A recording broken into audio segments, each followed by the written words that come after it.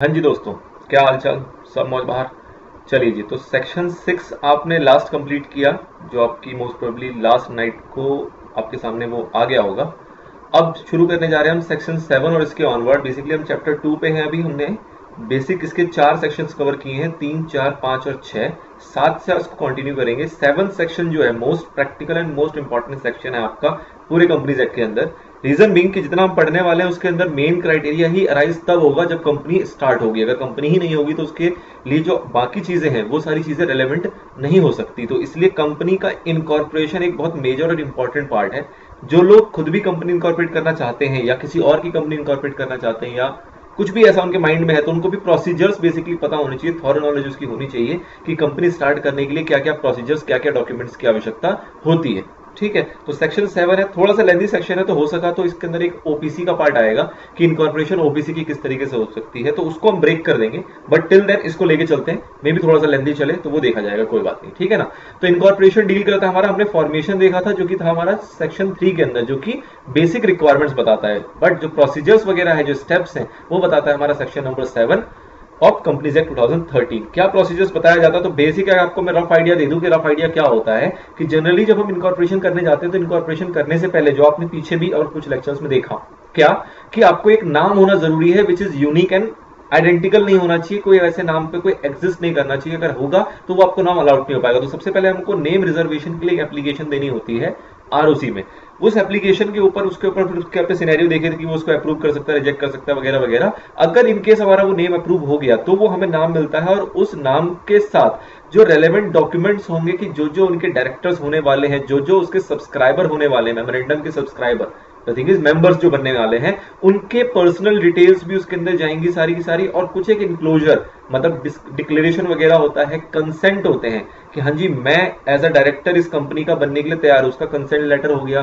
कुछ डिक्लेरेशन होंगे कैस टाइप के कि मैंने कोई फ्रॉड नहीं करा हुआ, कोई मैंने मिसकंडक्ट नहीं किया हुआ, कोई ऐसी कंपनी नहीं है जिसकी कोई मैंने फाइलिंग वगैरह पेंडिंग छोड़ी हो, इस टाइप से कोई भी मेरी तरफ से कोई इशू नहीं है डायरेक्टर को, मतलब बिल्कुल डायरेक्टर नीट एंड क्लीन है, तो उसका एक डिक्लेरेशन वगैरह जाएगा। इस टाइप से कुछ डॉक्यूमेंट्स तैयार होते हैं और उसके बेस पे एक हम फाइनल डॉक्यूमेंट सबमिट करते हैं। जो हमारा रजिस्ट्रार है वो रजिस्ट्रार उन सारे डॉक्यूमेंट्स को वैलिडेट करेगा, चेक करेगा कि इसके अंदर कोई दिक्कत तो नहीं है, और अगर उसको लगता है कि डॉक्यूमेंट सारा परफेक्ट है तो वो आपको एक इनकॉर्पोरेशन सर्टिफिकेट इशू कर देता है। इनकॉर्पोरेशन सर्टिफिकेट जब वो आपको इशू करेगा उसके अंदर मेंशन होता है एक CIN number, CIN, corporate identification number, एक यूनिक नंबर होता है, जैसे आपका पैन नंबर वगैरह होता है। उस नंबर से ही उस कंपनी की पहचान होती है, उससे ही वो कंपनी जानी जाती है, जिसे हम कहते हैं सिन नंबर। तो ये मोटा मोटा प्रोसीजर्स हैं। अब उस डॉक्यूमेंट्स में क्या क्या चीजें होती है और क्या और माइनर एरियाज है, उसको हमें इसके अंदर देखना है बेसिकली, जो सेक्शन 7 हमारा डील करता है। सेम ऐसी ओपीसी का आएगा, ओपीसी में थोड़ा सा क्राइटेरिया डिफरेंट हो जाता है, उसके अंदर कुछ एक पर्टिकुलर्स, कुछ एक रिक्वायरमेंट्स थोड़े से डिफरेंट हो जाते हैं, कुछ नॉमिनी वगैरह की बातें आ जाती हैं। थोड़ा बहुत आपने जिक्र देखा है ओपीसी का अपने प्रीवियस क्लासेस के अंदर भी, रिमेनिंग जो होगा वो आप आगे देखेंगे। तो चलिए सबसे पहले देखते हैं, सबसे पहला पॉइंट क्या कह रहा है कि ये स्टेप्स उन्होंने बेसिकली समराइज करके बताया इस पिक्चर के थ्रू, फिर इसी स्टेप्स को इन डिटेल आगे लेके चलेंगे। तो सबसे पहले कह रहा है कि रिजर्वेशन करना होगा नेम ई एप्लीकेशन के थ्रू, मतलब ऑनलाइन एप्लीकेशन करोगे अपना नाम रिजर्व करने के लिए। उसके बाद ड्राफ्ट किया जाएगा आपका एमओए और एओए, जो कि आप पढ़ चुके हैं कि एमओए क्या होता है, एओए क्या होती है। इनकी ड्राफ्टिंग की जाएगी और उसको सबमिट किया जाएगा किसके पास, आरओसी के पास। जो मैंने बताया कि अगर नाम अप्रूव हो गया तो कुछ डॉक्यूमेंट्स जाएंगे, तो कुछ डॉक्यूमेंट्स के अंदर आपका एओए होगा, एमओए होगा। अगला आएगा आपका consent of person nominated as director to act as a director, मतलब डायरेक्टर जो है वो एक कंसेंट लेटर को साइन करके देगा कि हाँ जी ये कंपनी जो इनकॉर्पोरेट हो रही है इसका डायरेक्टर बनने में मेरे को कोई आपत्ति नहीं है, तो वो कंसेंट लेटर एक जाएगा, वो भी आपका एक रेलेवेंट डॉक्यूमेंट है। उसके बाद स्टैट्यूटरी डिक्लेरेशन ऑफ कंप्लायंसेस, मतलब कि एक डिक्लेरेशन फॉर्म और जाएगा जिसके अंदर वो कंप्लायंस की बातें करेगा कि मैंने कोई कंप्लायंस पेंडिंग वगैरह नहीं छोड़ी हुई है और मेरी तरफ से सारी चीजें परफेक्ट है डायरेक्टर के पॉइंट ऑफ व्यू से। देन आप ऑब्वियसली बात है कुछ फीस वगैरह पे करोगे, कुछ स्टैम्प ड्यूटी पे करोगे, जो आप डॉक्यूमेंट्स क्रिएट करोगे वो कुछ स्टैम्प ड्यूटी उसकी भी पेमेंट होगी। तो स्टैम्प ड्यूटी हो गई और जो आरओसी की फीस है आपकी मिनिमम फीस, वो फीस की आपकी पेमेंट होगी। ये पेमेंट होने के बाद आपकी तरफ से काम खत्म हो गया। अब ये सारा कुछ चला गया आरओसी के पास, आरओसी उसको चेक करेगा और उसके बेस पे आपको देगा क्या, सर्टिफिकेट ऑफ इनकॉर्पोरेशन, जो कि डिजिटली साइंड होगा बाय आरओसी, मतलब आरओसी का सिग्नेचर होगा which is in digital form. And उसके बाद आपको एक डिक्लेरेशन और फाइल करनी होती है अपने रजिस्टर्ड ऑफिस के बाद। रजिस्टर्ड ऑफिस का बेसिकली मतलब क्या है कि सपोज करो जब आप इनकॉर्पोरेशन करने जा रहे हो तो जरूरी नहीं है कि आपके पास रजिस्टर्ड ऑफिस होगा, तो इन केस उस टाइम पे हम एक ना टेम्पररी कॉरेस्पॉन्डेंट एड्रेस के बेस पे इनकॉर्पोरेशन ले लेते हैं। कॉरस्पॉन्डिंग एड्रेस के बेस के ऊपर। और लेटर ऑन जब हमारा इनकॉर्पोरेशन हो गया और हम बिजनेस स्टार्ट करेंगे तो स्टार्ट करने से पहले आपको एक डिक्लेरेशन और फाइल करनी होती है कि भैया ये रहा हमारा रजिस्टर्ड ऑफिस और ये उसकी डिटेल्स वगैरह, और वो भी आपका किसके पास जाएगा, आरओसी के पास जाके सबमिट होगा। ठीक है, तो अगर आपने पहले फाइल कर दिया रजिस्टर्ड ऑफिस तो उस केस में आपको बाद में फाइल करने की जरूरत नहीं है। बट इन केस अगर आपने कॉरस्पॉन्डेंस एड्रेस के थ्रू अपना रजिस्ट्रेशन लिया हुआ है तो उस केस में आपको एक परमानेंट एड्रेस रजिस्टर्ड ऑफिस जब आपका आ जाएगा, मतलब स्टार्ट हो जाएगा, तो उसकी फाइलिंग भी आपको अलग से करनी होती है। नाउ नोट के ऊपर बात कर रहा है new requirement. Basically new requirement क्या है कि कुछ कंप्लायंसेस हैं, कुछ कंप्लायंसेस होती हैं जो कि और पूरी करनी जरूरी है, क्योंकि जब हम कंपनी इनकॉर्पोरेट करते हैं तो सपोज करो हमने उसकी जो भी कैपिटल फिक्स की, हमने कहा जी ये मेंबर्स है जिन्होंने सब्सक्राइब किया और ये इतने इतने शेयर्स इसके होल्ड करेंगे, तो जो वो शेयर्स होल्ड करेंगे क्या उसकी उन्होंने पेमेंट करी कि नहीं करी। मतलब कंपनी का एक बैंक अकाउंट बेसिकली ओपन होगा रजिस्ट्रेशन होने के बाद, और उस बैंक अकाउंट में उन सबों से वो पेमेंट आ जानी चाहिए, उन सभी से वो पेमेंट आ जानी चाहिए। अगर आपका रजिस्टर्ड ऑफिस है तो उसका रजिस्टर्ड ऑफिस का वेरिफिकेशन हो जाना चाहिए। इस टाइप की रिक्वायरमेंट जो भी है वो सारी की सारी आपको बिजनेस स्टार्ट करने से पहले, बिजनेस की कमेंसमेंट से पहले पूरी हो जानी चाहिए। क्या रिक्वायरमेंट है? नंबर 1 कि आपने कह दिया कि जी भैया ये 3 शेयर होल्डर है जो कि इतने इतने शेयर्स परचेज करेंगे, तो भैया क्या उन्होंने वो पेमेंट करी कि नहीं करी अभी तक। ऐसा नहीं कि आपने जस्ट अपने डॉक्यूमेंट्स में शो कर दिया, एक्चुअल में आपके पास उसकी पेमेंट ना आई हो, ऐसा नहीं होना चाहिए। नंबर 2 कि अगर रजिस्टर्ड ऑफिस आपने बाद में वेरीफाई करवाया है तो उसका वेरिफिकेशन हो गया कि नहीं हो गया। ये सारी चीज आपकी पूरी होनी चाहिए बिफोर कमेंसमेंट ऑफ बिजनेस। ये रिक्वायरमेंट और ध्यान रखनी है। तो ये है आपका overall short scenario section number 7 का। अब इसी की बात करेंगे थोड़े से और डिटेल में, जिसके अंदर थोड़ी सी रिपीटेशंस भी होंगी ऑब्वियसली, और बाकी थोड़ा सा डिटेल प्रोसीजर चलेगा। तो सबसे पहला पॉइंट कहता है कि filing of documents and information with registrar की, मतलब आपको डॉक्यूमेंट्स और इन्फॉर्मेशन क्या क्या रजिस्ट्रार को देनी होती है। तो कुछ लिस्ट बताइए, ये फॉलोइंग डॉक्यूमेंट्स है। उसके अंदर पहला जिक्र आता है आपका मेमोरेंडम और आर्टिकल का, कि आप जो आपने मेमोरेंडम ड्राफ्ट किया, जो आर्टिकल ड्राफ्ट किया है कंपनी का, वो आप सबमिट करोगे किसको? अपने रजिस्ट्रार को। और ऑब्वियसली बात है वो ड्यूली साइंड होगा by all the subscriber of memorandum, मतलब मेमोरेंडम में जितने लोग सब्सक्राइबर है, जिन्होंने सब्सक्राइब किए हैं आपके शेयर्स को, वो सभी के ऊपर अपने साइन करेंगे। अगला declaration by person who engage in formation of company. अब डिक्लेरेशन बेसिकली कौन है? जो फॉर्म करने में मदद कर रहा है, एंगेज्ड है। अब ये कौन लोग होते हैं? जनरली आपने देखा है एडवोकेट्स होते हैं, चार्टर्ड अकाउंटेंट होते हैं, कॉस्ट अकाउंटेंट होते हैं और कंपनी सेक्रेटरी इन प्रैक्टिस। ये जो लोग हैं जो प्रैक्टिस कर रहे होते हैं। ओवरऑल जब फॉर्म पूरा फिलअप हो जाता है तो एट द एंड इनका डिक्लेरेशन जाता है ये कहते हुए कि जी भैया इसके अंदर जो भी दस्तावेज वगैरह दिखाए गए हैं वो सारे ट्रू एंड करेक्ट है, उसके अंदर कोई भी दिक्कत नहीं है। तो ये लोग की जो डिक्लेरेशन है वो उसके अंदर जाएगी।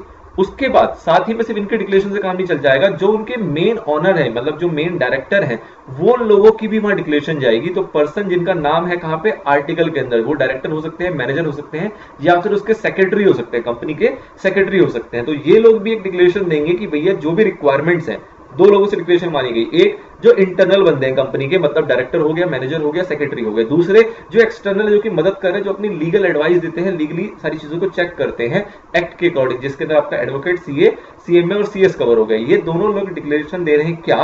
कि जितनी भी रिक्वायरमेंट है एक्ट की इनकॉर्पोरेशन से रिलेटेड, वो सारी की सारी यहाँ पे कंप्लाई की गई है, कोई भी इसके अंदर कमी पेशी नहीं है। ठीक है, तो दोनों लोगों से डिक्लेरेशन ली जाती है। आगे डिक्लेरेशन ऑफ ईच डायरेक्टर, हर किसी डायरेक्टर से या फिर जो भी सब्सक्राइबर होगा, मतलब 2 लोग हैं यहाँ पे बेसिकली, फर्स्ट डायरेक्टर और सब्सक्राइबर, इन दोनों से डिक्लेरेशन दिया जाएगा। किस टाइप का डिक्लेरेशन दिया जाएगा? कि भैया इन्होंने कोई भी अपराध नहीं कर रखा इन रिलेशन टू प्रमोशन या फॉर्मेशन या मैनेजमेंट ऑफ एनी कंपनी। मतलब कोई और कंपनी सपोज इन्होंने बनाई हो, उसके अंदर ये कन्विक्टेड ना रहे हो, मतलब उसके अंदर कोई इन्होंने ऐसी हरकत नहीं करी हो जिसके वजह से इनके ऊपर कोई भी प्रोसिक्यूशन हुआ हो या कोई भी इनके अगेंस्ट कोई भी एक्शन लिया गया हो। तो ऐसा कुछ नहीं होना चाहिए। इसका वो डिक्लेरेशन देंगे कि जी हम ऐसे व्यक्ति हैं जिन्होंने ऐसा कोई काम नहीं करा। दूसरा कि वो गिल्टी ना रहे हो किसी भी चीज को लेके पिछले 5 सालों तक। अब गिल्टी के अंदर बहुत सारी चीजें आती हैं। सिंपल एक एग्जांपल देता हूं आपको कि सपोज करो वो किसी और कंपनी के भी डायरेक्टर हैं, किसी और कंपनी के भी मेंबर है, और उस कंपनी ने फाइलिंग नहीं करी, कंटिन्यूअसली फाइलिंग नहीं करी है, जो उनकी हर एनुअली फाइलिंग्स होती हैं जिसके अंदर वो अपनी बैलेंस शीट वगैरह या फिर एनुअल रिटर्न वगैरह फाइल करते हैं, वो स्टेटमेंट्स वगैरह उन्होंने फाइल नहीं करे हैं, तो वो क्या माने जाएंगे? उसके अंदर गिल्टी माने जाएंगे। तो ऐसे व्यक्ति यहाँ पे नहीं होने चाहिए कि नई कंपनी बनाने जा रहे हैं, पुरानी कंपनी की तो फाइलिंग करी ही नहीं है, तो ऐसा नहीं होना चाहिए। उसका भी डिक्लेरेशन देंगे कि हमने पिछले 5 सालों में कोई भी इस टाइप की हरकतें नहीं करी है, या तो इस कंपनी एक्ट 2013 में या फिर किसी और प्रीवियस एक्ट के अंदर। ठीक है, और जितने भी डॉक्यूमेंट्स आपको सबमिट किए जा रहे हैं वो सारे के सारे ट्रू एंड कंप्लीट है to the best of knowledge and believe. ये हमेशा लिखा जाता है, आपने भी देखा है कि एट द एंड डिक्लेरेशन होता है कि भैया जो भी चीज मैं आप सामने वाले पार्टी को दे रहा हूं, सामने वाले रजिस्ट्रार को दे रहा हूं, ये सारे डॉक्यूमेंट्स टू दी एक्सटेंट जितनी मुझे नॉलेज है, ये करेक्ट है, इसके अंदर कोई कमी नहीं है। अगर इसके अंदर कोई कमी होगी भी इनकेस निकल के आती तो हो सकता है उसकी नॉलेज मेरे को ना हो, बट मेरे को नोइंगली कोई यहाँ पे मैं मिस्टेक नहीं कर रहा हूं, जानबूझ के कोई गलती नहीं कर रहा हूं, इसकी डिक्लेरेशन। तो 3 चीजें मेंशन करते हुए एक डिक्लेरेशन देंगे। कौन कौन? सब्सक्राइबर जो मेमोरेंडम के होंगे, और फर्स्ट डायरेक्टर अगर वो है तो, हो सकता है फर्स्ट डायरेक्टर भी ना हो, सिर्फ और सिर्फ सब्सक्राइबर हो, तो सब्सक्राइबर लोग देंगे। इनकेस अगर मैंने आर्टिकल में मेंशन कर दिया है कि ये हमारा फर्स्ट डायरेक्टर है, तो वो फर्स्ट डायरेक्टर भी इन चीजों को देगा। ऐसा भी पॉसिबल है कि जो सब्सक्राइबर हो वही फर्स्ट डायरेक्टर हो, तो उस केस में डुअल देने की जरूरत नहीं है, सिंगल डिक्लेरेशन से काम चल जाएगा, बट डिक्लेरेशन इन तीनों पॉइंट के ऊपर होना चाहिए। ठीक है। उसके बाद एड्रेस की बात करते हैं, तो ऑब्वियस सी बात है, अगर रजिस्टर्ड तक अगर आपका एड्रेस नहीं है तो फिलहाल कॉरेस्पोंडेंस एड्रेस दोगे। अगर रजिस्ट्रेशन तक आपने ऑफिस अपना एस्टेब्लिश नहीं किया हुआ है तो, जो मेरी बात पहले आ गई। उसके बाद आती है पर्टिकुलर्स हर एक सब्सक्राइबर की, क्या क्या पर्टिकुलर्स की, उनका क्या नाम है, इंक्लूडिंग देयर सरनेम, उनका क्या एड्रेस और क्या उसकी नेशनैलिटी है, वो इंडियन है कि नहीं है, और ये सारी डिटेल तो देंगे फॉर्म के अंदर। साथ में आपको अटैचमेंट भी लगानी पड़ेगी जिसको हम कहते हैं प्रूफ ऑफ आइडेंटिटी, जैसे कि आपके एग्जांपल पे आधार कार्ड या फिर पैन कार्ड तो खैर है ही, आधार कार्ड के साथ साथ आपका हो गया जैसे वोटर आईडी कार्ड। तो इस टाइप की कोई भी प्रूफ ऑफ आइडेंटिटी है वो भी उसके अंदर इंक्लूड की जाती है फॉर्म के अंदर, कि ये हमारे सब्सक्राइबर होने जा रहे हैं, जिनका नाम ये है, नेशनैलिटी ये है, एड्रेस ये है, और ये उसका प्रूफ ऑफ आइडेंटिटी है। ये किसका जाएगा? आपके सब्सक्राइबर का। साथ ही में यही सारी चीजें किसकी जाएगी? आपके फर्स्ट डायरेक्टर की भी जाएगी, लेकिन फर्स्ट डायरेक्टर का साथ में इसके अलावा एक एक्स्ट्रा चीज और जाएगा जिसको बोलते हैं डिन। अब डिन की चर्चा और डीपली आपकी आगे आएगी, फिलहाल आप डिन समझ लो, जिसको कहते हैं हम डायरेक्टर्स आइडेंटिफिकेशन नंबर। अब ये क्या होता है कि जितने भी लोग डायरेक्टर बनने जाते हैं, मतलब किसी कंपनी में अगर डायरेक्टर बनना चाहते हैं, तो उनको जैसे उनके पास एक पैन नंबर होता है, उसी पैन नंबर के बेसिस पे अप्लाई करना पड़ता है डिन नंबर, और उनको एक सेपरेट नंबर अलॉट किया जाता है जिसको हम बोलते हैं डायरेक्टर्स आइडेंटिफिकेशन नंबर, जिससे कि हर एक डायरेक्टर की आइडेंटिफिकेशन होती है, मतलब पहचाना जाता है उस नंबर से कि हाँ जी ये डायरेक्टर है, कितनी कंपनीज में है, वो सारी चीजें उसकी उस दिन के बेसिस पे आइडेंटिफाई की जा सकती है। ठीक है ना? तो वो नंबर आपको चाहिए होता है before becoming a director in any company, तो वो डिन नंबर की भी आपको डिक्लेरेशन यहाँ पे देनी पड़ेगी, and as well as proof of identity तो देनी है। तो सब्सक्राइबर और डायरेक्टर में क्या डिफरेंस आया कि जितनी डिटेल सब्सक्राइबर देगा उतनी डिटेल डायरेक्टर भी देगा, लेकिन अलॉन्ग विद दैट एक डिटेल और देगा जिसको हम बोलेंगे डिन नंबर। ठीक है, चलिए। देन अगर सपोज करें कि कोई डायरेक्टर बनने जा रहा है, फर्स्ट डायरेक्टर जो बनने जा रहा है, और वो ऑलरेडी भी किसी कंपनीज में डायरेक्टर है, आप जब डायरेक्टर वाले एरिया को कवर करेंगे तो आप देखेंगे कि एक बंदा कई जगहों पे डायरेक्टर हो सकता है, कई कंपनीज में डायरेक्टर हो सकता है। तो अगर ऐसा है कि जब आप कंपनी इनकॉर्पोरेट करने जा रहे हो उस टाइम पे आप किसी और कंपनीज में भी डायरेक्टरशिप या कोई और पोजीशन होल्ड करते हो, द थिंग इज कि आपका इंटरेस्ट है और भी किसी कंपनीज में, तो उसकी डिक्लेरेशन भी आप दोगे कि आपका किस किस कंपनी में इंटरेस्ट है, कहां के आप मालिक हो, कहां पे आप डायरेक्टर हो, कहां के आप की मैनेजर पर्सन हो, वो सारी डिटेल्स दोगे अपना साथ में इसके, मतलब वो पर्टिकुलर्स भी आपके इसके अंदर जाएंगी जब आप रजिस्ट्रेशन के लिए अप्लाई कर रहे होगे कि ये डायरेक्टर है जो कि इस कंपनी में डायरेक्टर बनना चाह रहा है, और ऑलरेडी ये इतनी कंपनीज में डायरेक्टर या इस पोजीशन पे ये बैठा हुआ है। ठीक है, चलिए जी। उसके बाद अब ये सारे तो आपके डॉक्यूमेंट्स चले गए। अब सेकंड स्टेज क्या आया था आपका कि अगर डॉक्यूमेंट जो चले गए उन सबको लगता है, मतलब रजिस्ट्रार को लगता है सारे डॉक्यूमेंट सही हैं, तो उन सारे डॉक्यूमेंट्स को वो रिकॉर्ड करेगा, रजिस्टर करेगा अपने पास, और उसके बेसिस पे आपको इशू कर देगा क्या? एक सर्टिफिकेट ऑफ इनकॉर्पोरेशन।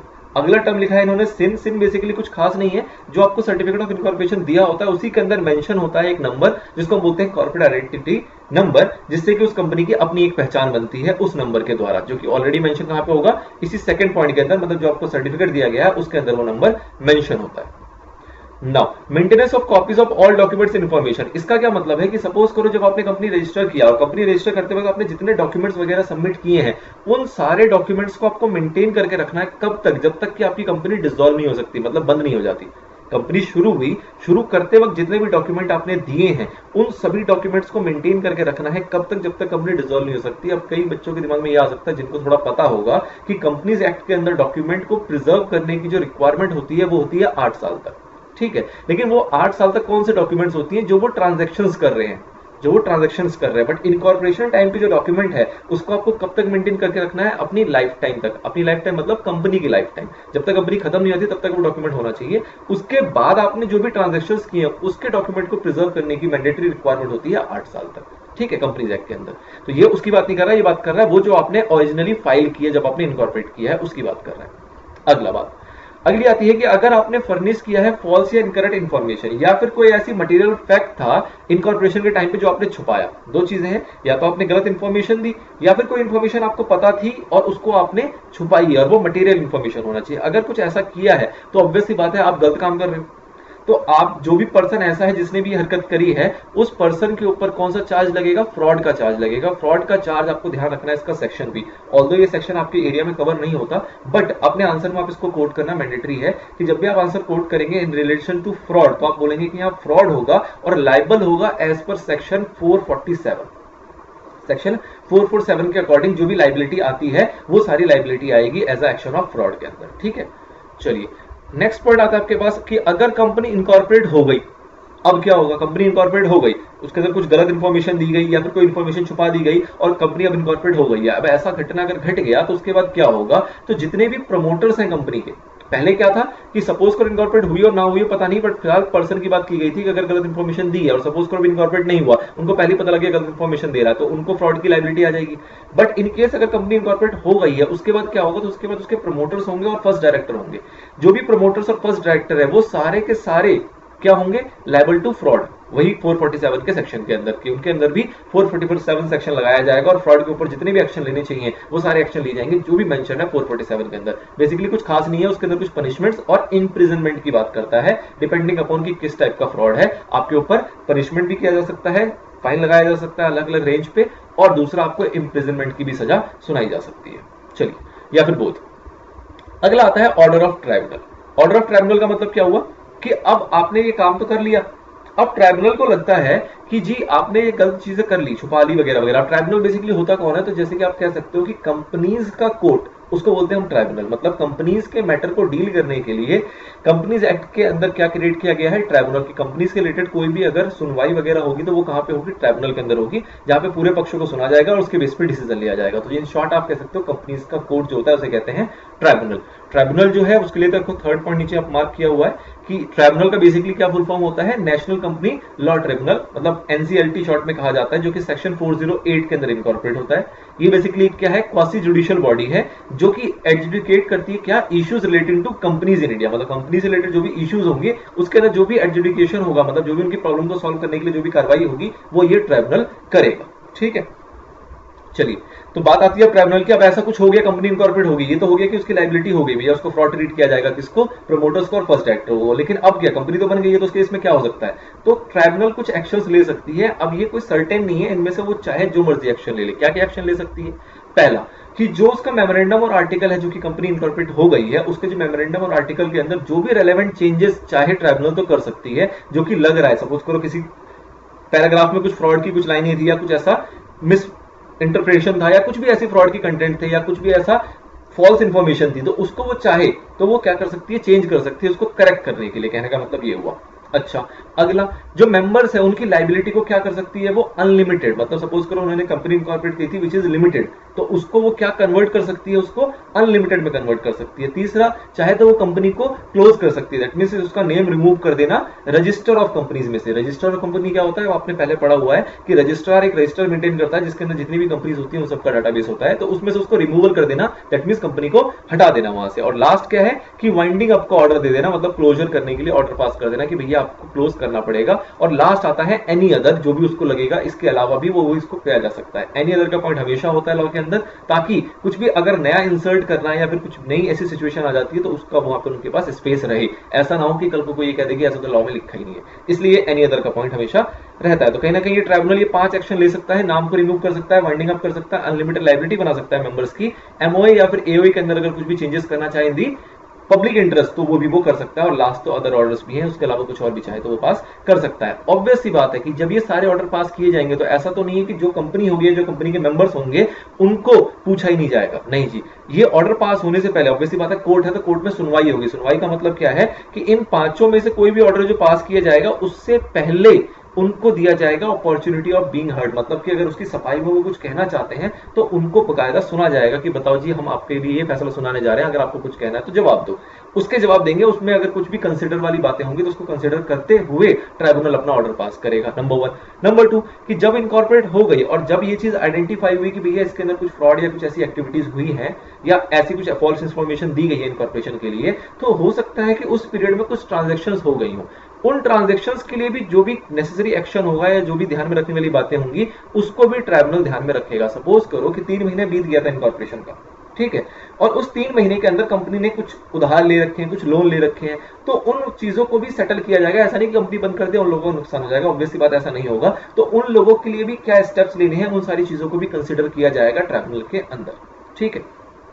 चलिए जी, एट लास्ट आता है, अभी आपकी पूरी इनकॉर्पोरेशन की बात है। इनकॉर्पोरेशन में आपका पूरा पूरा समराइज वे में क्या आया कि भैया इनकॉर्पोरेशन करेंगे तो उसके क्या प्रोसीजर्स होंगे, प्रोसीजर्स को फिर इन डेप्थ आपने देखा। फिर बात आई कि अगर गलत वे में आपने अगर कुछ गलत इन्फॉर्मेशन दे दिया, कोई इन्फॉर्मेशन मटेरियल इन्फॉर्मेशन छुपा ली, तो उस केस में क्या होगा। उस केस में दो बातें आई, कंपनी इनकॉर्पोरेट नहीं हुआ तो जो पर्सन इन्फॉर्मेशन दे रहा है वो सारे उसके लिए लायबल होंगे।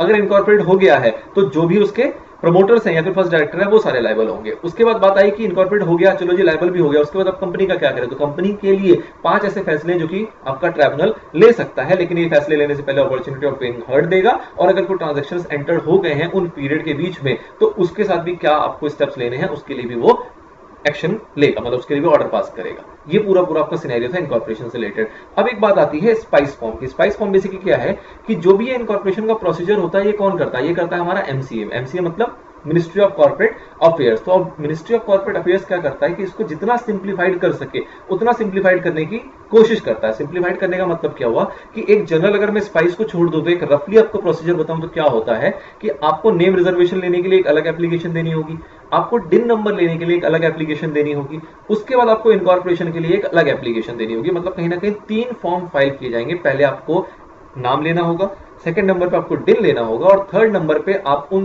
सारे डॉक्यूमेंट्स को उसके अंदर लगाते हुए अदर जो आपके डॉक्यूमेंट्स आपने ऊपर जितने पढ़े वो सबको उसके अंदर डालते हुए सारी इंफॉर्मेशन वगैरह पुटअप करते हुए तब उसको लास्ट फाइल करोगे, तब जाके आपको सर्टिफिकेट ऑफ इनकॉर्पोरेशन आएगा। बट एमसीए क्या करता है, इसको जितना सिंपल कर सके उतना सिंपल करने की कोशिश। तो उस सिंपल करने की कोशिश में एक स्टेप है जिसको बोलते हैं हम स्पाइस। ये क्या है कि एक लौता फॉर्म है जिसके अंदर आपको नेम रिजर्वेशन भी मिल जाता है, उसी के अंदर आपको डिन नंबर भी मिल जाता है, और उसी के अंदर आपका एप्लीकेशन फॉर ऑब्टेनिंग रजिस्ट्रेशन भी चला जाता है। मतलब तीनों फॉर्म का एक सीधा एक सॉल्यूशन है जिसको बोलते हैं स्पाइस, जिसकी फुल फॉर्म क्या है, simplified perform of incorporating company electronically, ठीक है ना। तो ये स्पाइस का शॉर्ट फॉर्म है जिसके थ्रू एक ही स्टेप में आपकी जो कंपनी है वो इनकॉर्पोरेट हो जाएगी, अगर सारे उसके अंदर चीजें होंगी वो सही गई होंगी, या फिर रिजेक्ट हो सकता है, वो तो ऑब्वियसली बात है, दोनों सिनेरियो होंगे। बट अगर सब कुछ सही है उसके अंदर तो आपको अलग अलग एप्लीकेशन देने की जरूरत नहीं है। तो इससे कहीं ना कहीं वो फास्ट वे में काम हो गया, टाइम लैग कम आया, सारी चीजें आपकी इकट्ठी थी, अगर सब कुछ सही गई तो एक शॉर्ट में आपकी कंपनी इनकॉर्पोरेट हो जाती है by the help of spice, ठीक है। तो ये स्पाइस के ऊपर आपका शॉर्ट नोट वगैरह आ सकता है, तो इस तरीके से आप इसको समराइज करके इसके ऊपर लिख पाओगे। चलिए, मैंने आपको बताया था इनकॉर्पोरेशन में ओपीसी की चर्चा भी आएगी, बट ये थोड़ा सा लेंथी मेरे को लग रहा है, तो इसको एक अलग से सेपरेट पार्ट में लेते हैं। फिलहाल इसको यहीं पर रैप अप कर देते हैं।